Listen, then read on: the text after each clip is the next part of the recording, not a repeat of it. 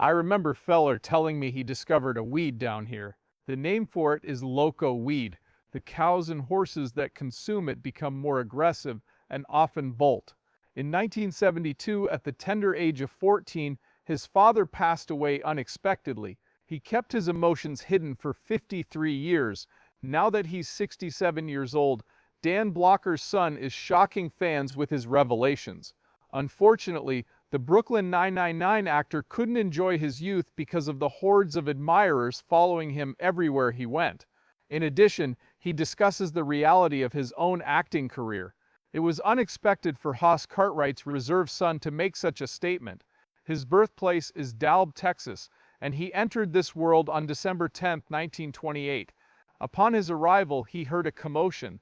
He set a new record for largest baby born in Bowie County at 14 pounds. The incorrect name was still on his birth certificate months later. Bobby Dan Davis Blocker was misspelled as Bobby Dawn by the doctor. His mom, Mary, had to endure the most traumatic childbirth the town had ever seen. The father, Shah, had no clue his son would become a TV giant in the United States. Ort's birth was recalled.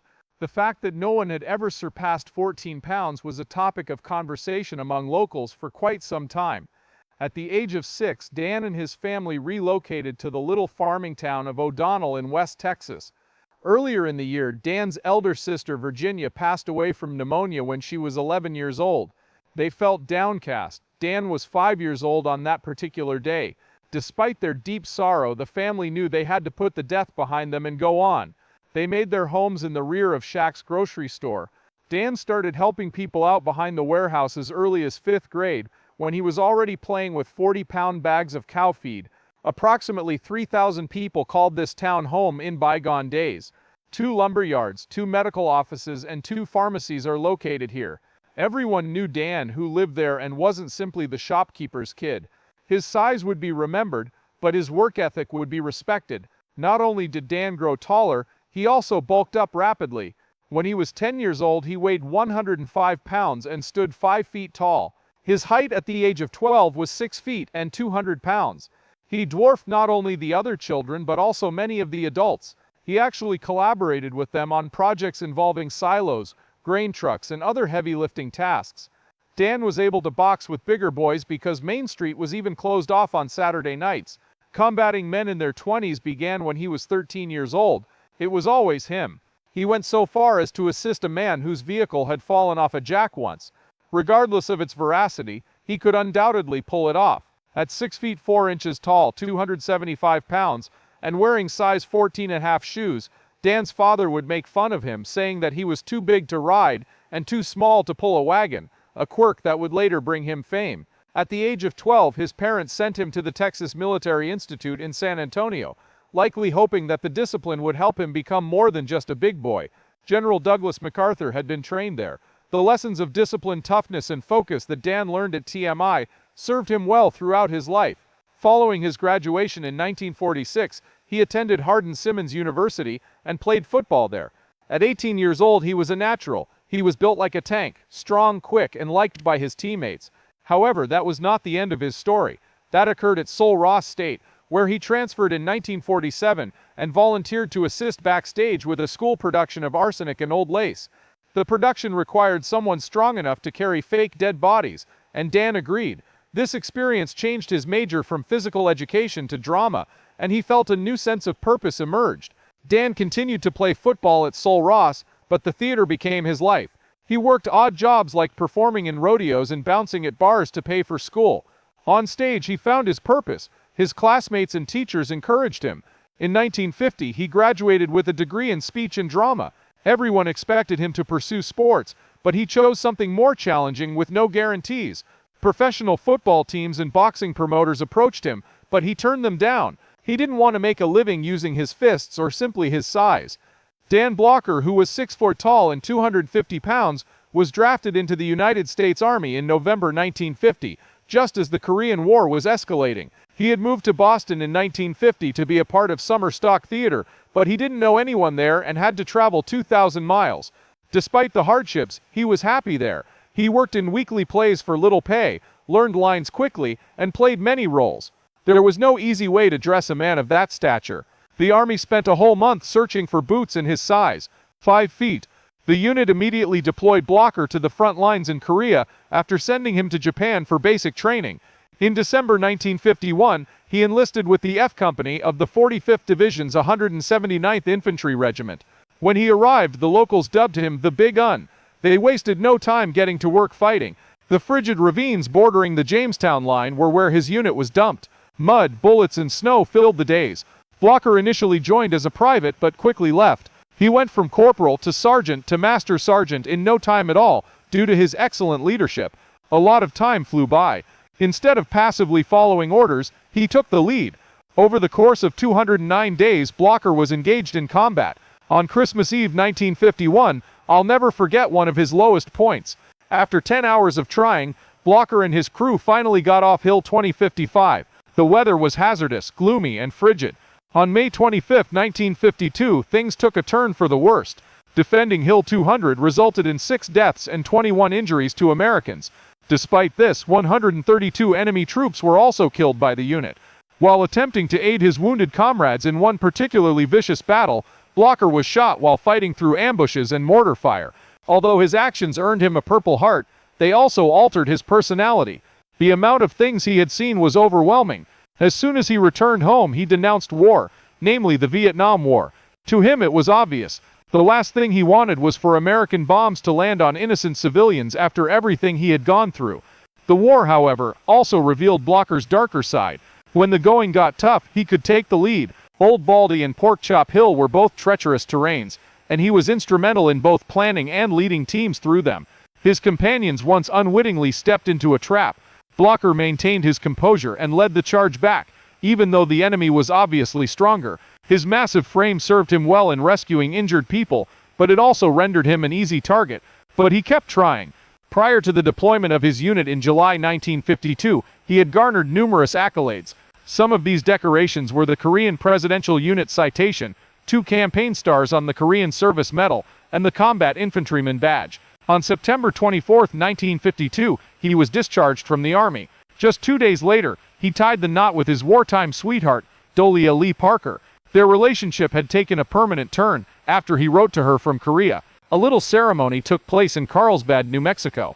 Seoul Ra State Teachers College welcomed Blocker back that very week. He continued his education and earned a master's degree in creative writing. Becoming an actress was still her dream, but she had to prioritize paying her bills.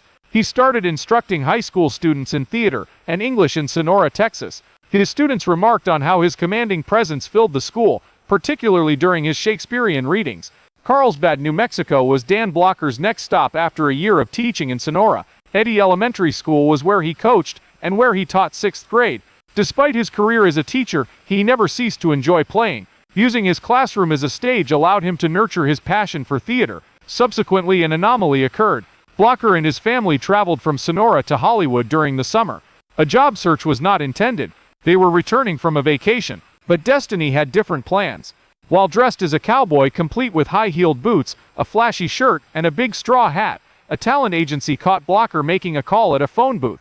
Blocker was immediately deemed ideal for television by the agent upon first glance. The 6'4" Blocker, who appeared straight out of a Western, stood before his wife and children, who were waiting in their station wagon, oblivious to the fact that their lives were about to be irrevocably altered. The scene was set. The late 1950s, Hollywood was awash with cowboy shows, and Blocker looked every inch the part. He relocated to Los Angeles in 1956 to pursue a doctorate degree in education.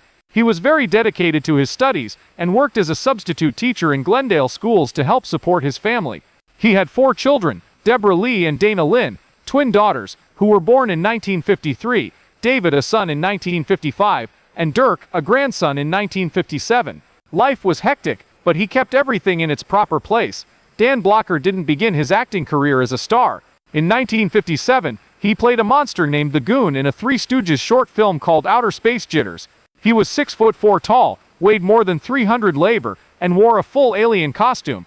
In its brief 17 minutes, it was filmed in press-to-lace. It only lasted 2 days, but it demonstrated how early Blocker was at utilizing his size to grab attention, even in a light-hearted Stooges skit. The previous year, in 1956, he had portrayed the role of a bartender in Sheriff of Cooches. He had never been on television before. He played many different parts. His 1956 Gunsmoke role was that of a cavalry captain. 2 years later, he returned to the same program, this time in a different role. By that point, he had also appeared in Colt 45 and Have Gun Will Travel. On top of that, 1957 was a banner year for his Western appearances. There are a lot of films and TV shows that feature him. For the most part, they portray menacing criminals, cops, or scary guys. These scenes didn't add much excitement, but they did draw attention to him. The large man with the deep voice was the one that came to mind. Following that, Maverick arrived. After that show, his life took a dramatic turn. He was Hognose Hughes in the role. In retrospect, Blocker considered it the pinnacle of his early professional achievements. Despite being a Western, Maverick stood out. Quite amusing. Clever that. Blocker was fully integrated. His size was matched by his ability to make people laugh. When that happened, producers and casting directors realized he had the perfect blend of charisma and authority. It would eventually become apparent how Hoss Cartwright was impacted by the combination of comedy and drama. However, that discovery was initially made by Hognose Hughes. After that, in 1958, he appeared in Samaran City, a Western drama. A small man, he was Carl Buttinger. Even though it was just for a season, he met the woman who would end up changing his life. David Dort oversaw the construction of Samaran City. He had worked with Blocker before, when the actor had played roles such as a blacksmith on The Restless Gun and a cattleman in another episode. It brought him joy to see what Dort saw. This solidified his casting choices for his upcoming Western American farm family drama. When production on Bonanza began in 1959, the actors for the majority of the roles were unknown. However, one thing was crystal clear. Dan Blocker was the author of Hoss Cartwright. The creators didn't even bother to try anyone else.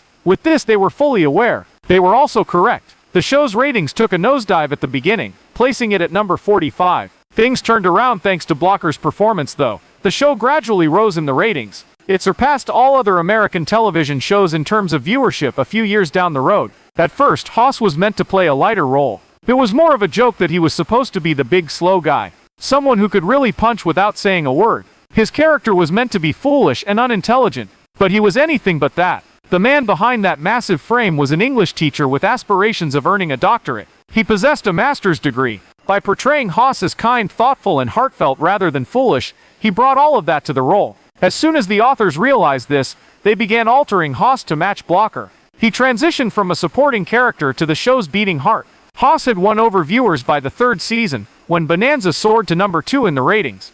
He served as a symbol of the true cause that the Cartwrights were championing, going beyond his role as mere muscular support. The show was merciless behind the scenes, though. Since Bonanza produced over 30 episodes annually, Dan Blocker was required to arrive at the set at the crack of dawn, without leaving until 9 o'clock every night, 5 days a week. Even though he was a big guy, he would occasionally black out from the exertion of the heat, the costumes, the riding, and the stunts. However, he persisted. His real wife and 4 children rarely saw him, he claimed, but he saw his TV family more often. He had shot 415 episodes by 19. Most modern-day performers couldn't handle that kind of schedule. The sacrifices Blocker made only add to the bittersweet nature of his story. He intended to become a teacher before Bonanza, not a famous actor. He didn't relocate to California for the Hollywood scene. Rather, he was a 6th-grade English and drama teacher in Texas. He stumbled into acting while dressed as a cowboy, and was hired, though his true ambition was to earn a doctorate. He didn't immediately drop out of school even after landing a role in Bonanza. Memorizing scripts, shooting all day, and doing interviews consumed all of his time. Balancing filming and classes became impossible, despite his earlier claims to the contrary in interviews. He was never given the opportunity to return to school after he had to cease in 19. His greatest regret, he admitted later, was never completing his PhD. However, his contributions to television cannot be disregarded. Hoss was more than a kind cowboy. He was an authentic character. Research done in the mid-1960s revealed that Hoss was perceived by viewers as the show's emotional core. If there is any kindness we can show, let us do it now, for we will never pass this way again, Blocker once said, stating that he meant every word when he played Hoss. When the 1960s came to a close, Bonanza had the most viewers of any American television program. Nearly 19 million households tuned in every Sunday night at 9 p.m., giving it a 36.3 rating share. It jumped from 45th to 2nd to 1st to 1st to 1st to 1st to 1st place in the span of a few seasons. It was the first show to maintain a top 5 rating for 9 consecutive years. Besides the United States, the Cartwrights had admirers in Saudi Arabia, Brazil, France, Thailand, and Canada. The Smothers Brothers Comedy Hour was CBS's first competitive program in 19... Judy Garland's show had failed to make an impression prior to that. However, Blocker did more than portray a rancher, he virtually transformed into one. Bonanza opened a real steakhouse in Westport, Connecticut, inside an old Greyhound bus station from 1925, called the Bonanza Sirloin Pit in 1963, while Bonanza was going bonkers. The name was effective because it was well known and reliable. Sam and Charles Y. brothers acquired the brand in 1966 and expanded it rapidly. The Ponderosa Steakhouse chain was founded in 1965 in Indiana by 3 other men. Until Metro Media acquired them in 1989, both brands continued to grow. Around 600 Bonanza restaurants had opened by that point. Although they became one chain in 1997, the two names remained distinct. Only approximately 75 sites were left by 2019. Ignoring that, Blocker had transformed his TV stardom into a brick-and-mortar eatery. His film career also continued unabated. He performed with Frank Sinatra in the 1963 musical Come Blow Your Horn. With $12.7 million,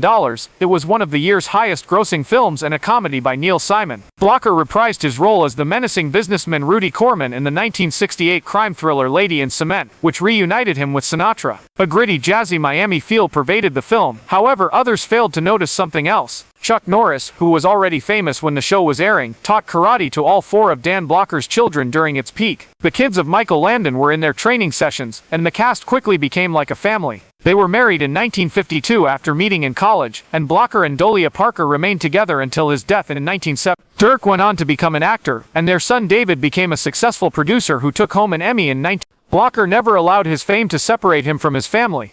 After the fact, Bonanza's Jamie Mitch Vogel remarked that Dan was the type of guy you could grab a beer with. In all his TV appearances, Dan Blocker was the amiable giant. His portrayal of Hoss Cartwright was beloved by millions. However, nobody noticed how much he was secretly fighting. At 6'4" and around 300 pounds, he was a formidable figure. Being that big gave him an air of strength on TV, but it had a toll on his health. Dan had been ill for a while before his death in May 1972. No one knew how bad his stomach was hurting. Modern gallbladder surgeries are quick and low risk, even for bigger people according to doctors. But back then things were different, with less advanced tools and methods. Some say he might have lived if he'd had the same surgery 10 years later, but everything was riskier due to his size. He kept quiet about his health problems, smiling on screen. Off camera he was losing a quiet battle. 2 months before Dan passed away, a new job offer came in. It could have changed his career. For the long